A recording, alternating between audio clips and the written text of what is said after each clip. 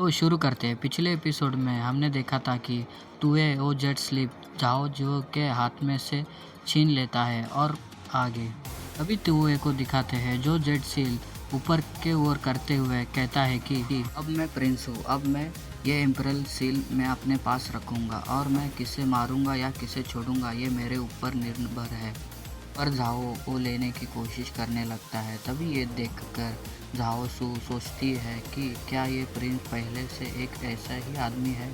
इन्होंने मेरे सौतेले फादर इस तरह सामना करने का साहस किया। ऐसी दबंग की तरह बोलना किसके फेवर में है? ये कौन विरुद्ध है या यह?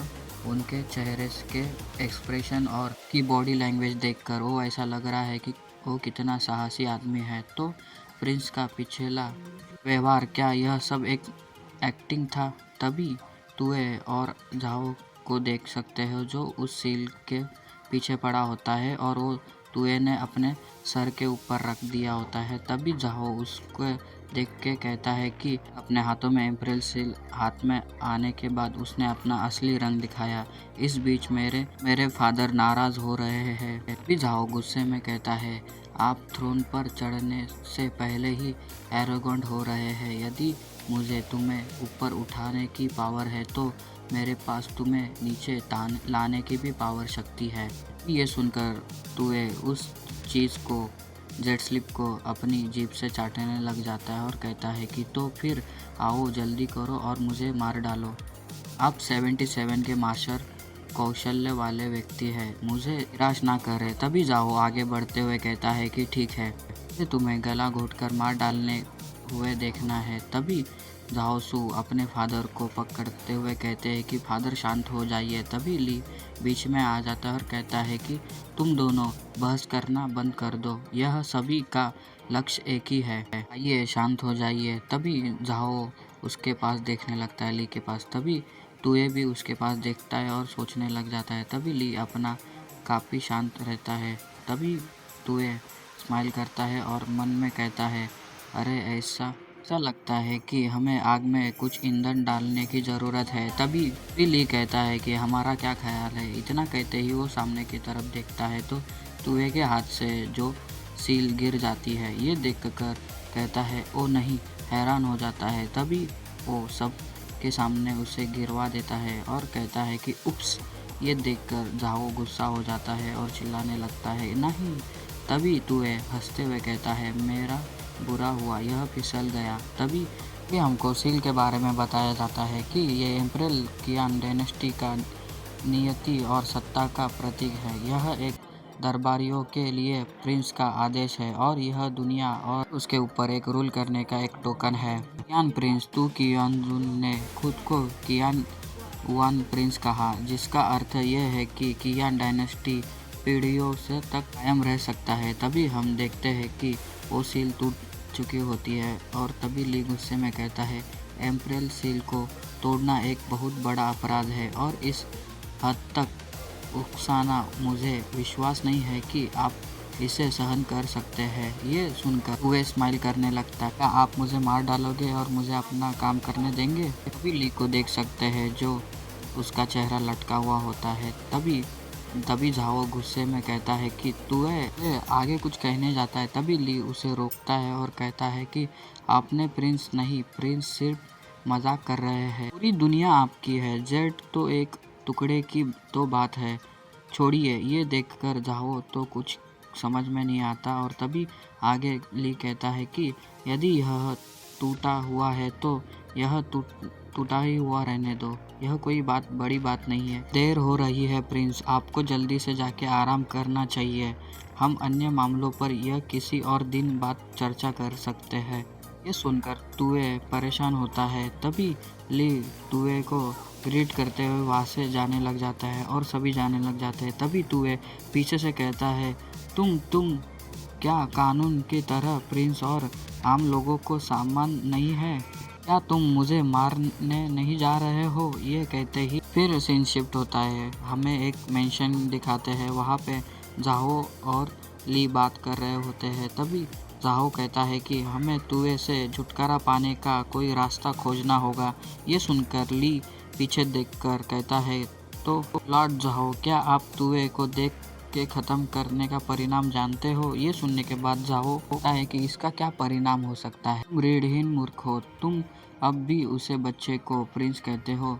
यह मूर्ख नहीं है तो क्या है? वह प्रिंस तू बाहरी आर्मी का लीड कर रहा है। यदि प्रिंस तू की कैपिटल में संदिग्ध तरीके से मारे जाते हैं तो क्या आपको अंदाजा लग सकता है? अप्रैल की भरोसेमंद मिनिस्टर के रूप में हम तुयुसु की जांच और सजा के पहले निशाने पर नहीं होंगे। ने हमारे एम्परल सील को तोड़ने का मतलब है कि हमें तुसु के खिलाफ सौदेबाजी का एक हिस्सा खो दिया है। अब हम इस बात पर भरोसा कर सकते हैं कि क्या यह थ्रोन पर बैठने वाले हैं, इसलिए हम अभी उससे छुटकारा नहीं पा सकते। ये सुनकर झाओ जो कहता है कि तो एक मिनट रुको, क्या आप यह कह रहे हैं कि तुए ने ये जानबूझकर तुसु को मारने से रोकने के लिए एम्परल सील तोड़ दिया? बिली कहता है कि बिल्कुल सही। तभी वो आगे कहता है कि तुसु तुए के थ्रोन की राह में एक बड़ी बाधा है, लेकिन अब जब कि तुए एक चढ़ाव निश्चित रूप से तुसु के साथ अपना रिलेशनशिप अच्छा करना होगा। यह विश्व महाद्वीप जब विविध देशों पर प्रतिस्पर्धा कर रहे थे और अन्य लोगों की मौतें हो रही थी, कियान डायनेस्टी ने तक उसे शांत कर दिया और उत्तरीय महाद्वीप को एकत्रित कर दिया। तभी तुसु के अलावा जिसके पास भारी आर्मी की पावर उपस्थिति आपको और मुझे गलत में सावधानी से चलने देती है, तभी तुए पर बहुत अधिक हावी होने से ही असमर्थ होती है। यदि हम तुए पे बहुत अधिक दबाव डालेंगे तो वह तुसु के कैपिटल में प्रवेश करने और हमारी योजना को बर्बाद करने की अनुमति दे सकता है, और हम यह जोखिम उठाने का साहस नहीं करते हैं। आप यह हमें नियंत्रित करने के लिए ट्रायंगल संबंधों का उपयोग कर सकते हैं। तभी हमें ट्रायंगल संबंध दिखाते हैं कैसे रहता है। तभी झाओ हंसते हुए कहता है कि एल्डरली, क्या आप ज़रूरत से ज़्यादा सोच रहे हैं? क्या उस बच्चे के पास इतनी दूर तक कैलकुलेटर करने का दिमाग है? ली कहता है कि क्या कानून की तरह प्रिंस और आम लोग समान नहीं है? क्या यह आप जानते हैं? ये शब्द किसने कहा था 100 साल पहले? कियान डायनेस्टी के चीफ मिनिस्टर वही के शब्द है। उस समय मिनिस्टर वही कोई कियान प्रिंस द्वारा बहुत पसंद किया जाता था।